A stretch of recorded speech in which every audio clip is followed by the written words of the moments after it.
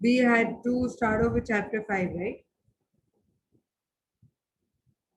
As far as I remember, we were done with chapter 4.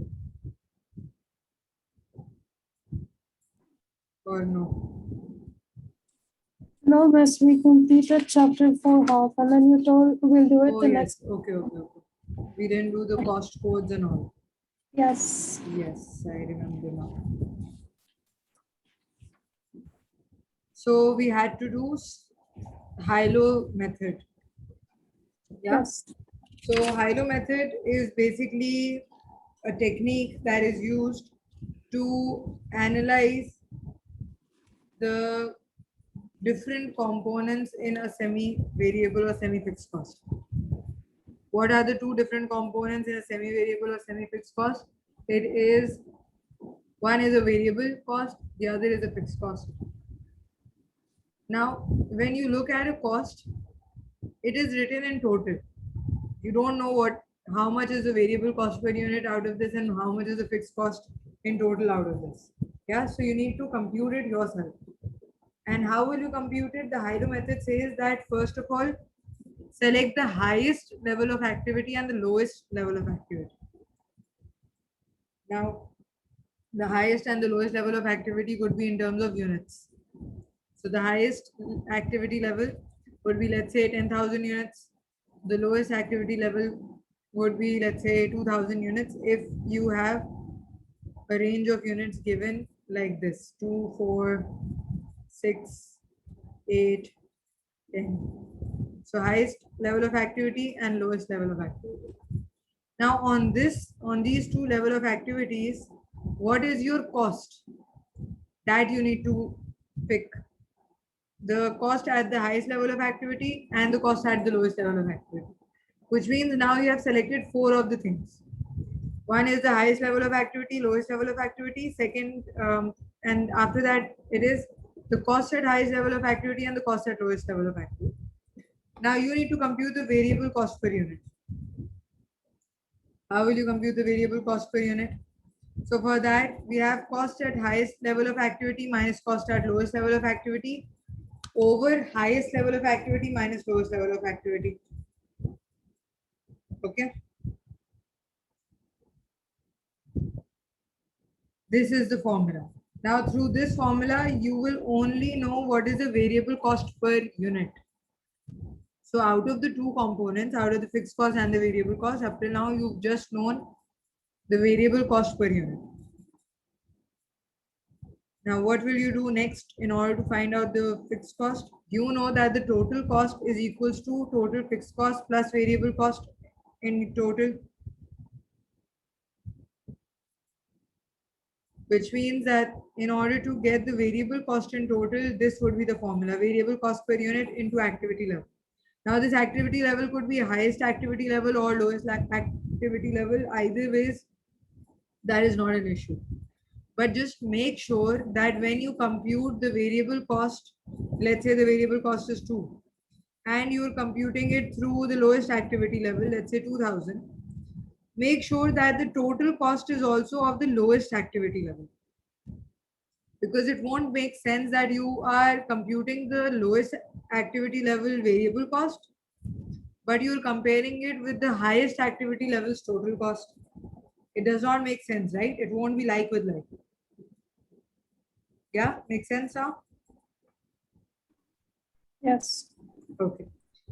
So when you compare the total cost at 2000 units, let's say, and compare it with the variable cost at 2000 units, you're going to come up with the fixed cost at 2000 units. Okay. Now step 4 is going to be that now you have the total fixed cost, you have the variable cost per unit. Just add them together and get the total cost at the given level of activity. How is it going to be? I'll show you an assumption, an illustration right now. But before that, let's discuss the assumptions. Hilo method has one assumption that only the level of activity changes, which causes a change in the cost. There's no other factor that is going to cause a change in the cost. Okay. Second thing, the cost under consideration is considered to be potentially semi-variable. So without that, if let's say the cost is variable in nature, or if the cost is fixed in nature, you don't need to do Hilo method. So whenever you do Hilo method, you should automatically know that, yeah, this is a semi-variable cost, or this is a semi-fixed cost, or this is a mixed cost. Each of them are one and the same thing, which is why we are using Hilo method. Third thing, the linear model of cost behavior is valid.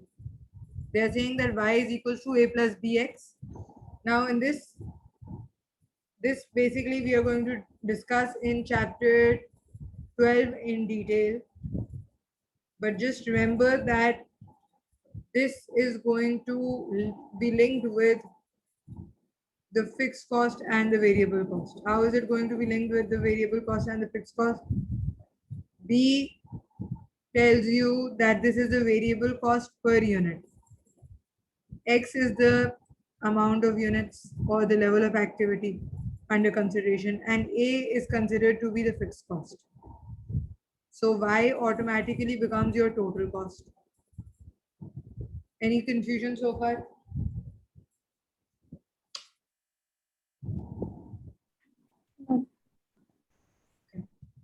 Now the illustration 3 says that the Hilo method needs to be performed. You have output units of 200, 300, 400 and total cost of 7,000, 8,000, 9,000. Now I've told you that choose the highest level of activity and the lowest level of activity. So highest is this, and the cost at highest level of activity is 9,000. And lowest is this, and the cost at lowest activity level is 7,000. Now you need to compute the variable cost per unit. How will you do that? Cost at highest activity level minus cost at lowest activity level over highest activity level units minus lowest activity level units. This would come to $10 per unit. Okay. Now it says calculate the total fixed cost. In order to compute the total fixed cost, you first need to multiply this variable cost, that is $10 per unit, by either 200 units or 400 units. They have done it with 400, so I am going to do it with 200 in order to show you that the fixed cost is going to be the same. So 200 into 10 gives you 2,000. Yes, this is your total variable cost. Now compare this 2,000 with the total cost of 200 units. 7,000 minus 2,000 would give you 5,000. Even over here, they have done the same thing. They have compared the two and they have gotten 5,000. Okay. Now, after that, they are saying that estimate the total cost if output is 350 units. So what will you do? Will you do fixed cost remains constant 5,000, but variable cost per unit will be multiplied by the amount of units. So 350 into 10, this becomes 3,500. 3,500 plus 5,000 becomes 8,500. And for total cost, if output is 600 units, so 600 into 10, 6,000 plus 500 would give you 11,000. Any confusion? Okay.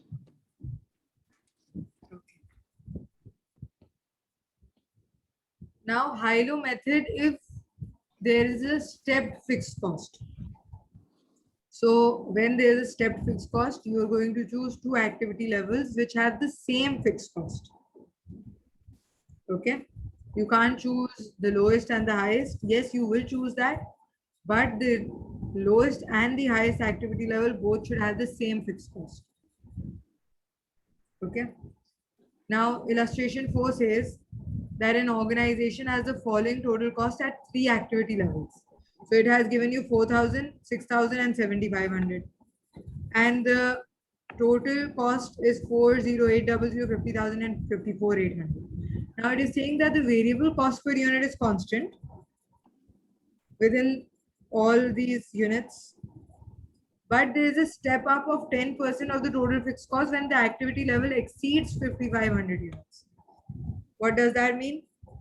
That at 4,000, At 5,000, it is remaining the same. But at 5,500, at 6,000, at 7,000. In this bracket, it is remaining the same. Now, do we have 5,000 in the data provided? No, we don't. Do we have 5,500 in the data provided? No, we don't. So what is the range at which the fixed cost remains the same? This is the range at which the fixed cost remains the same. Yeah. Yeah. So what would be this increase in the activity level? Increase in the fixed cost. In order for that, you will have to first compute the Hilo method for this data. So 54,800 minus 50,000 divided by 7,500 minus 6,000. This comes up to 3.20. Now 3.20 will be multiplied by 7,500 units, or you can multiply it by 6,000 units as well. But over here they have compared it, they have multiplied it by 7,500 units. So they are comparing it with 54,800. So the total fixed cost is going to be 30,800. Okay. Now 30,800 divided by 110 and then multiply by 100. By 110, because your fixed cost was increasing by 10%. So this fixed cost, this 30,800 is basically after the increase of 110. Yes, because this was taken out, or this was computed for all the units that were over and above 5,500. Yes. So you need to know what is the fixed cost for 5,000 units. So you need to come back to 100 for that. So 30,800 to 100 over 110 would give you $28,000. Okay. Now, in order to compute the total cost for 5,000 units, your variable cost was remaining the same, 3.2. So multiply that by 5,000 and then add 28,000 to it. So you will come up with 44,000. Any confusion? Miss, can you tell again from where did we get 110? They are saying that the stepped fixed cost is going to increase by 10%. So currently at 4,000 units or even at 5,000 units, whatever your fixed cost is, it is basically 100%. Yes. Why? Because it is total, it is complete. You are adding 10% additional to that in order to increase your fixed cost and make it a stepped fixed cost. Okay. Which means that any cost over and above 5,500 units has reached to 110%. Yeah. So currently that 30,800 which you computed in this range was at 110% level.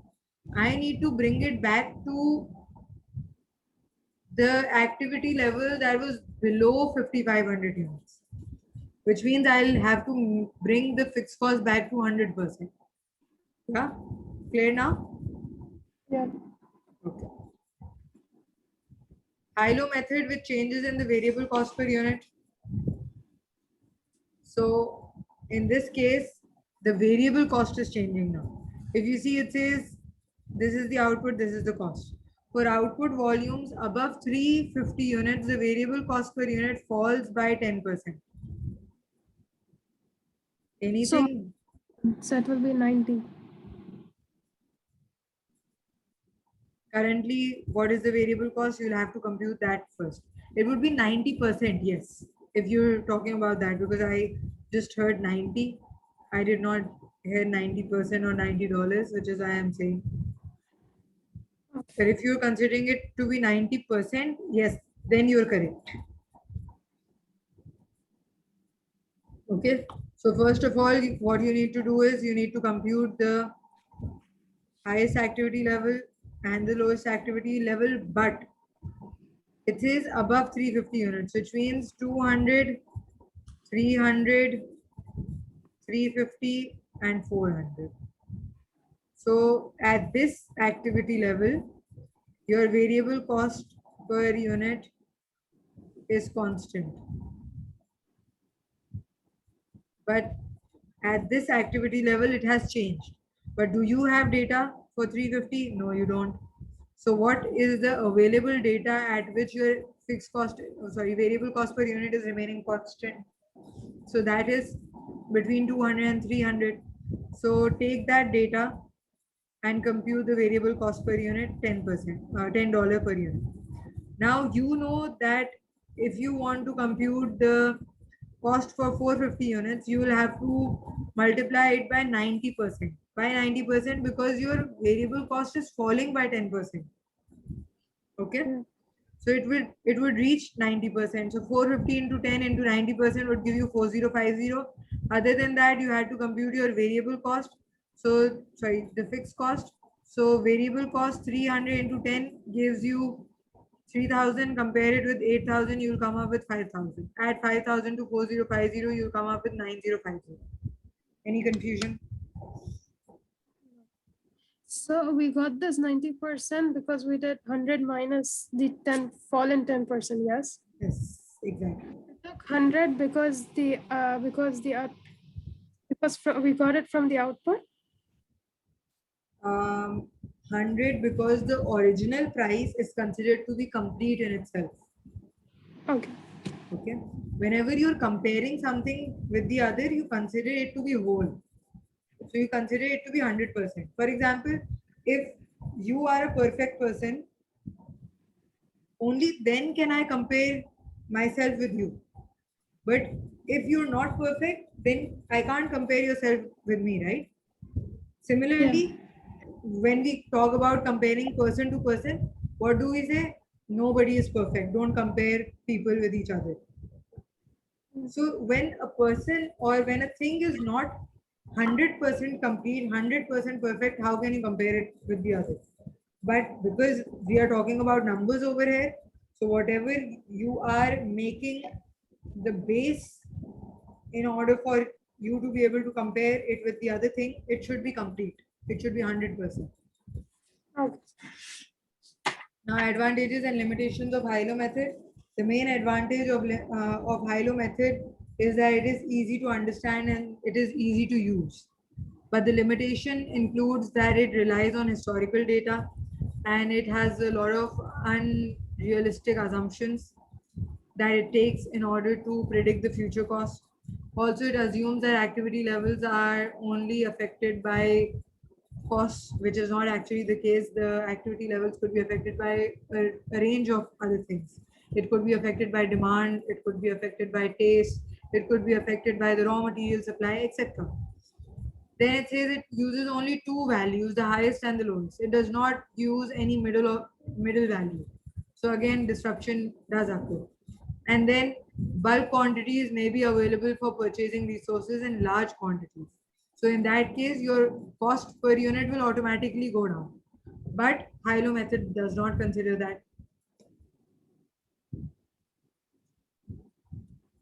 Now, cost equations. Cost equation is used to derive the line equation of the graph. The one I was mentioning that we are going to discuss in chapter 12. Yes, we are going to discuss this in more detail in chapter 12, but right now it is a brief description about it. So Hilo method, you have seen this equation with me in Hilo method, and I mentioned that A is your fixed cost, B is your variable cost per unit, and X is your units. And that is what the Hilo method considers, mentioned over here. Okay. However, when you talk about just the cost equations, this equation is for the straight line. Over here, A represents the intercept.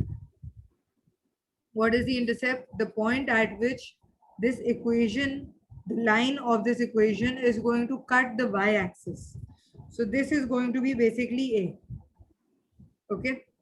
What is B? B is the gradient or the slope of the line. Now you can't just look at the graph and tell that, okay, this is the slope of the line. You will have to compute it. Okay. So B represents the slope of the line. X is the independent variable. You would have done this in mathematics and you would know that every graph has two axes, y axis and x axis. In y, you enter the dependent variable because its value depends on the variable that is mentioned on x, and x is the independent variable. Okay? Any confusion? No. Okay. So it says suppose the cost has a cost equation of y is equal to 5,000 plus 10x. So this is 5,000. This whole line represents variable cost of $10, and the total cost will be 5,000 plus 10x. Okay. Okay. Now coming towards cost codes. A code is a symbol that is made or that has been introduced in order to easily separate one item from the other. Okay. Now, a cost code is used as a coding system in a coding system in order to differentiate between items. So there's a generic or functional code. What is a generic or functional code? It is going to be based upon the details of the center or the department or the material through which it is made. Okay. And if there is any specific kind of expense that it involves, then let's say if I talk about rental payment.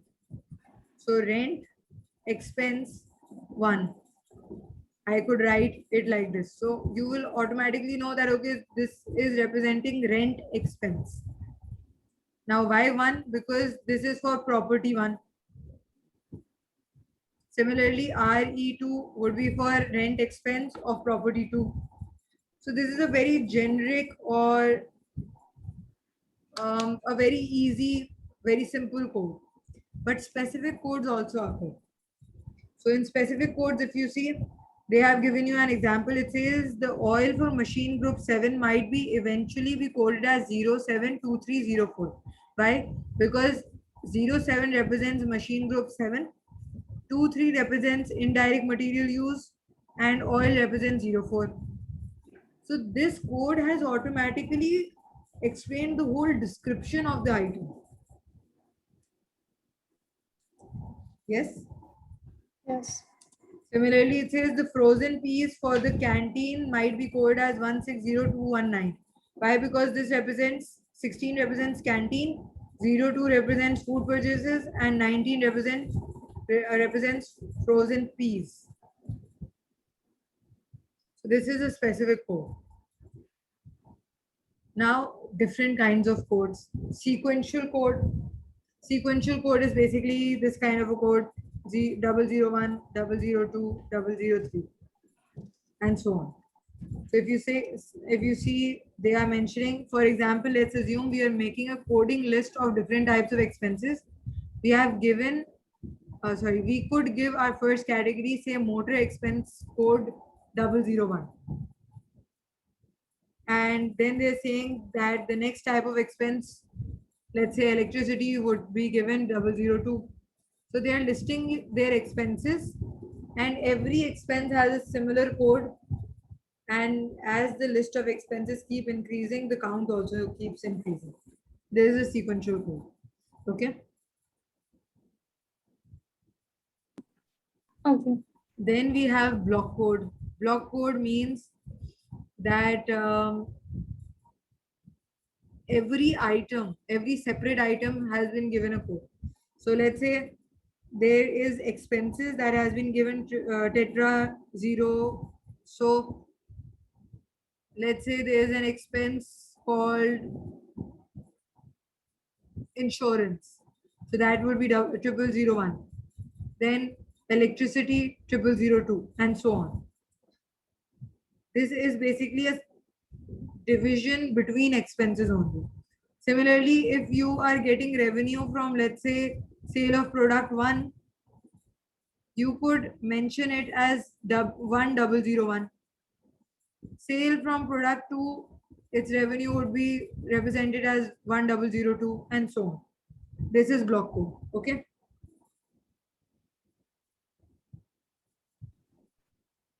Okay. Let me know if there's even a slightest bit of confusion. No. Now, hierarchical codes. Hierarchical codes are basically they make subsets.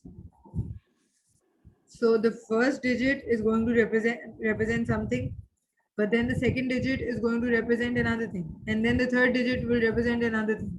So if you see over here, they are saying 1 represents revenue, 1.1 represents revenue from UK, 1.2 from USA, 1.3 from China. So they are saying, for example, it can be expended as 1.1.1. Why? Because revenue in the UK from laptop sales, and other 0.1 is going to represent laptop sales. 0.2 is going to represent photocopier sales. 0.1 is again going to represent laptop sales, but this time from USA, because this number is mentioned as 2. So 2 was for USA, but this has been mentioned as 1. So this 1 represents laptop sales. Okay. Okay.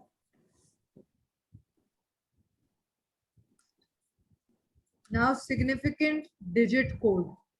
Significant digit code is going to be a detailed code. So this is going to represent, or this is going to mention every item that has been included. So 2000 just mentions paper file dividers. Now 2010 mentions 10 pack of paper file dividers. 2020 represents 20 pack of paper file dividers. So what is this mentioning? This is basically mentioning the quantity. Okay. Now faceted codes.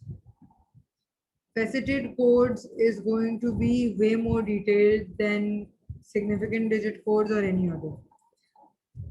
So if you see, Europe has been given 01, sales department has been given 01, and salaries has been mentioned as 0244.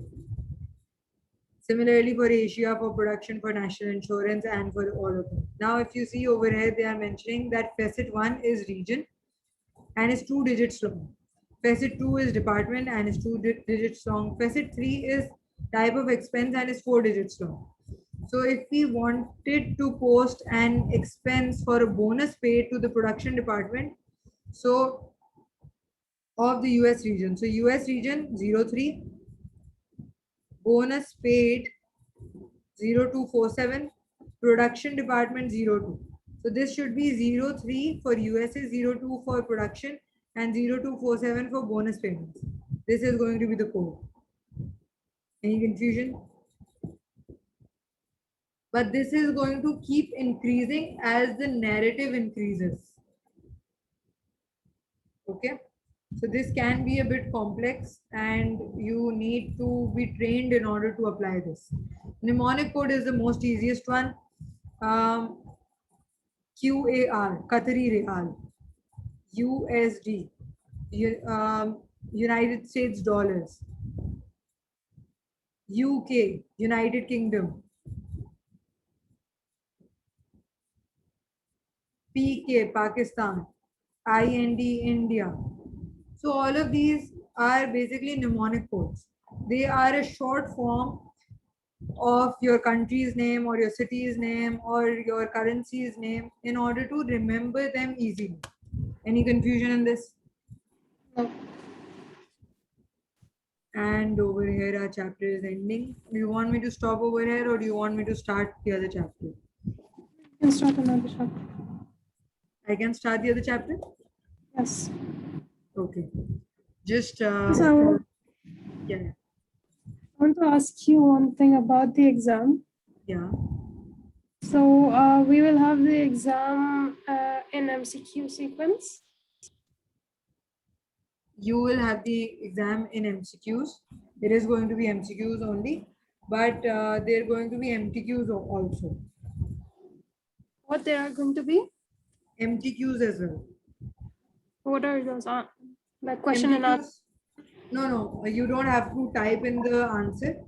MCQs are basically a bit longer form of MCQs. Okay. So the question is going to be longer, but it will be divided into different parts. And every part will Okay. have some options. Oh. And how many chapters from this book are going to come for the exam? All the chapters. All the chapters. This all comes under the this all comes under the 6 months course, yes? This all comes under the 6 months course. Yes. But we are going to end it sooner. It is not going to take 6 months. It is going to maximum take 2 months maximum. Oh, so I can go and give the exam early and we can start with the other one. Yes, you can give the exam maximum by July. If you like, if you need time to prepare yourself, if you need time to practice and all of that, even that can be done by July, and you can give the paper very easily in July. So the exam is going to be easy, yeah? Now, this is the thing that the exam is not going to be easy, but your practice is going to make you an expert in it. Okay. So if you think about it from this point of view that the paper should be easy or the paper needs to be easy, then F2 is not going to pass easily. Okay. Just learn through it, just practice,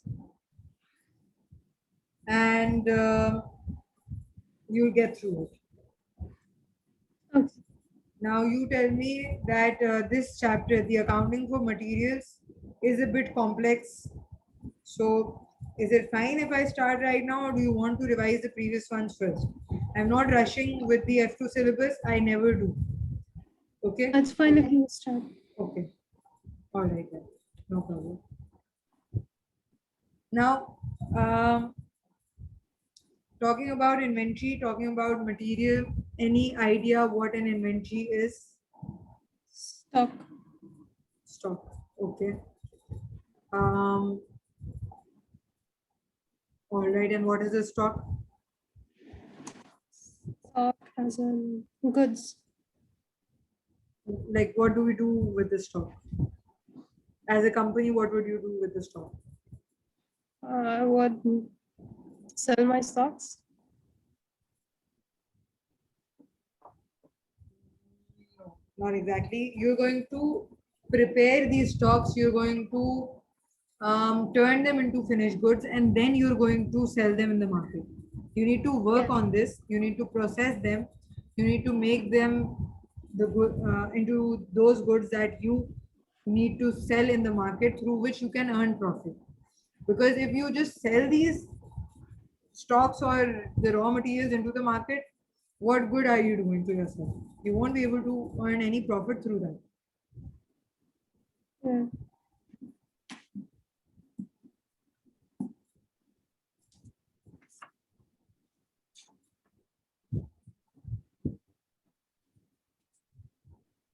Now, ordering, receiving, and issuing inventory.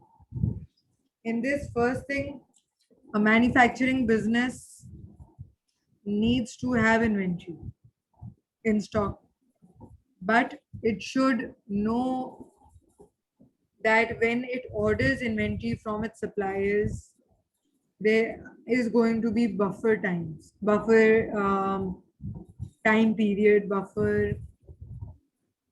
Now, buffer relates to the lag between the time period at which you are going to receive your product. You would have ordered your product, yes, but sometimes there is a delay. You don't receive the product on time. This is a lead time. This is called a lead time, or this you can say is a lag between the time at which you wanted the item to be received, but the supplier, due to whatever reason, he could not deliver it at that time. So in order to keep yourself safe from that, you keep a buffer inventory. Buffer inventory is an emergency inventory that you use when your customer is placing orders, but your supplier is not delivering the goods to you. Okay.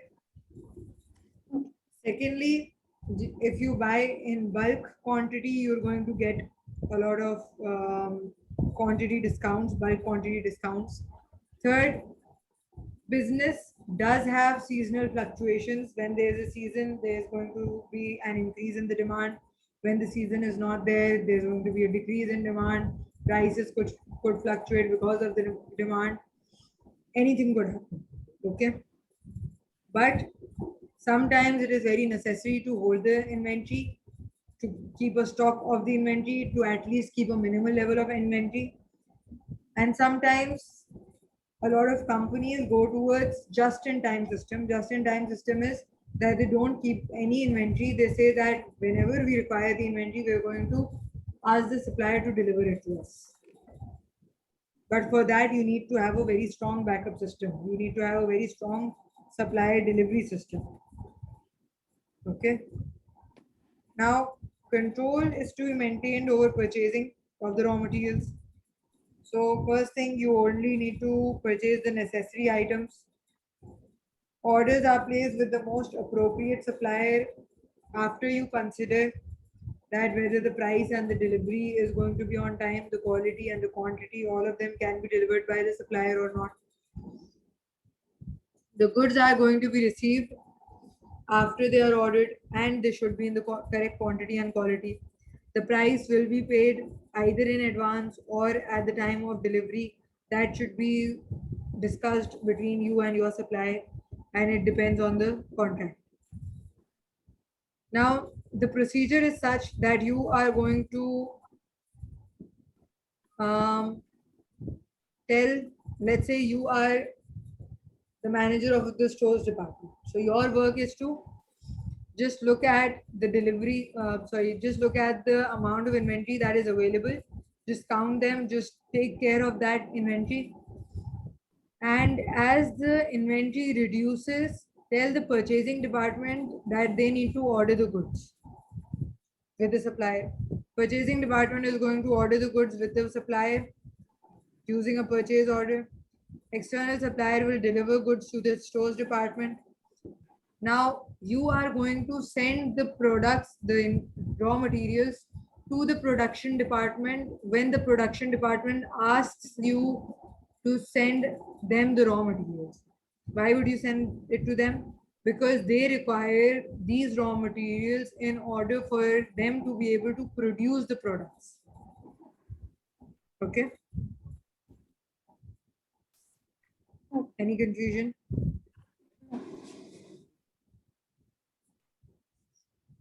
Now, if you see, it says notes for the diagram, goods or materials requisition notes.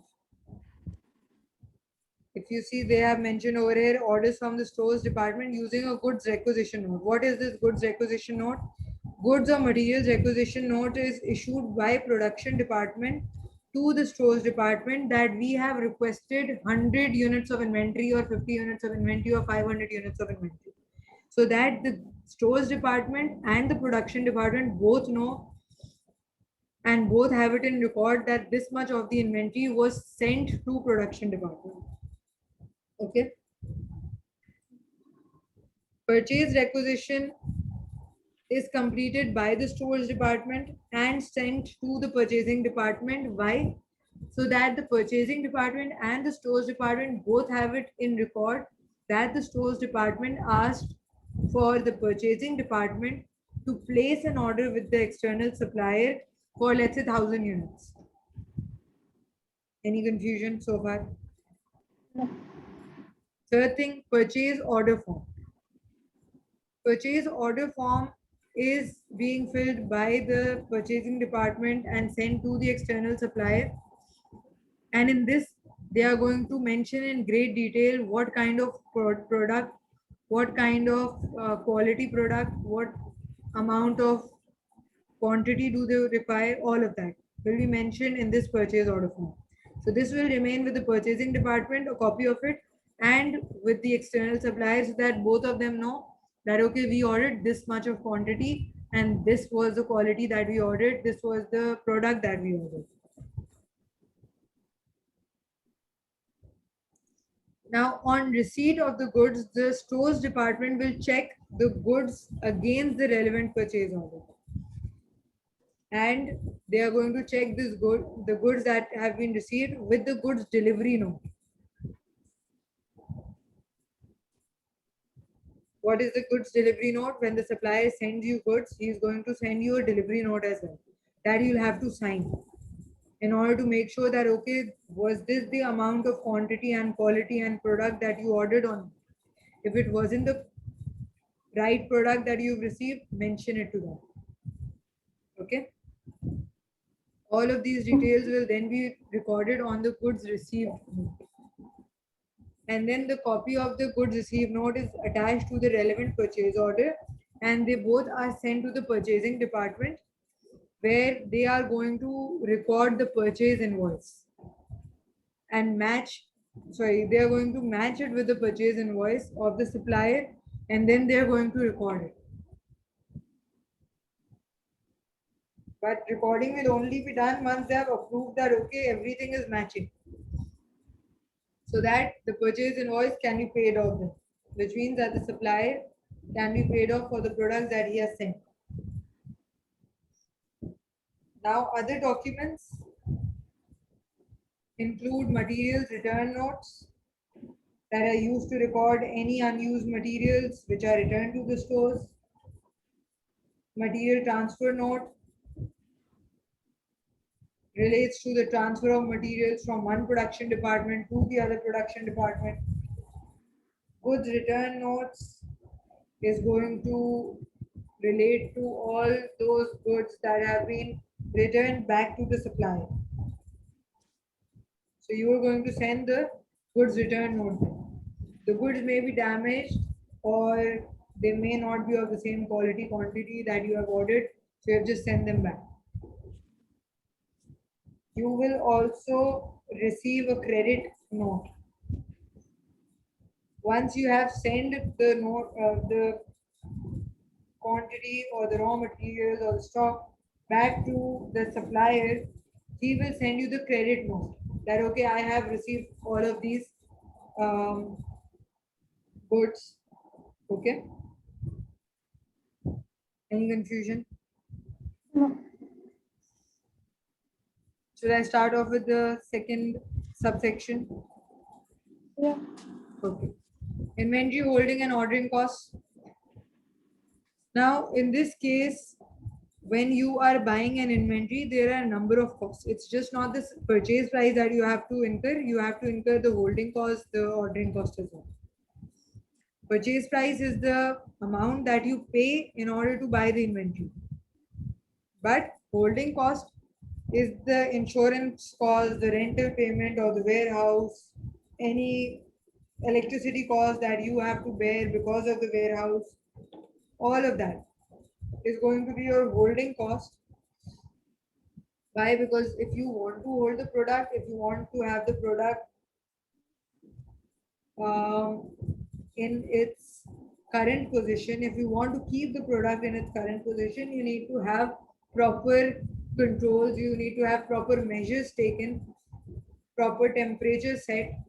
So for that, you need a lot of machines, you need a lot of electricity supply. And if even then your product does not stay the same, it gets damaged or it gets its condition deteriorates, then you'll have to bear the loss. So that is the holding cost.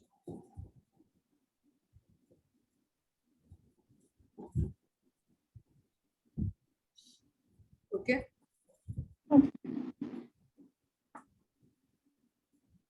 Then there's ordering cost. What is ordering cost? Ordering cost relates to administrative costs, clerical costs, transport costs.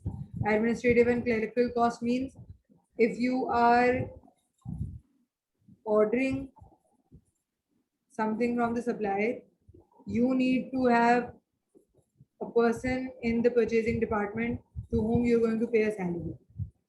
who is going to place the order for you. Yeah. So that is going to be your ordering cost. First thing. Second thing, if he is not delivering it to you himself, you have to deliver it. You have to get it from his factory. Then you have to bear the transport cost. Even otherwise, even if he is getting the delivery done to your place, you will have to bear some delivery cost. So that is your ordering cost. Then you have stock out cost. Stock out cost means if you have lost the sales. Let's say the demand was 1,000 units, but then the demand decreased to 500 units. But you have made the product and you have even bought the units from the supplier. Now those 500 units that you bought from the supplier, they are useless for you right now because the demand has fallen.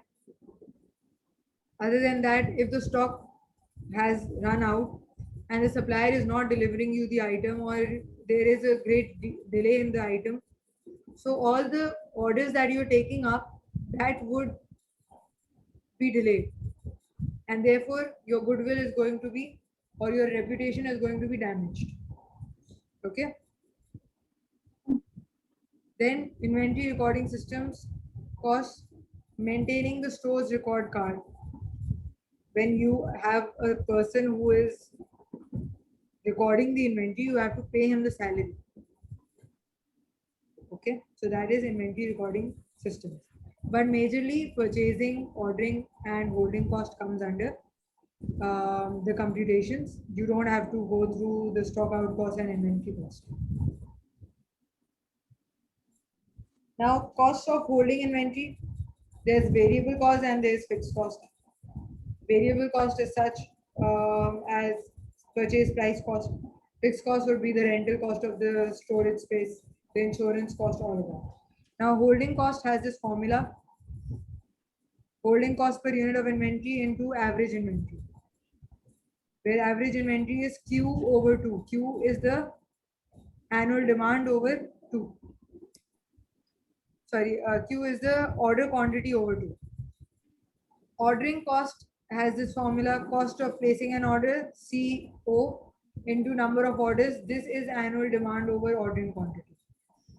And the total annual cost relates to PD. PD is purchasing cost of the demand units plus CO into D over Q. This is the formula for ordering cost, plus CH into Q over 2. This is the cost. This is the formula for holding cost. Buffer inventory. Yeah. What's D? D is annual demand. Buffer inventory, like I mentioned to you, is the inventory that is also called emergency inventory. Why? Because it helps you to cover up or take up orders or complete your orders even if the inventory has reduced to the minimal level and your supply is not delivering on time. So you can use up that buffer inventory that you kept for emergency purposes and you can cover up your orders through that. Now the disadvantages of low and high inventory levels. First of all, disadvantage of low inventory level is that customer demand cannot be satisfied. You can't fulfill your promises. That is going to damage your goodwill. Sometimes it is important to keep high inventory levels because you need to provide a quality service. But if you keep low inventory levels, you can't provide a quality service. Disadvantage of high inventory level is that you will have to bear the holding cost, the storage cost, the deterioration cost, all of that.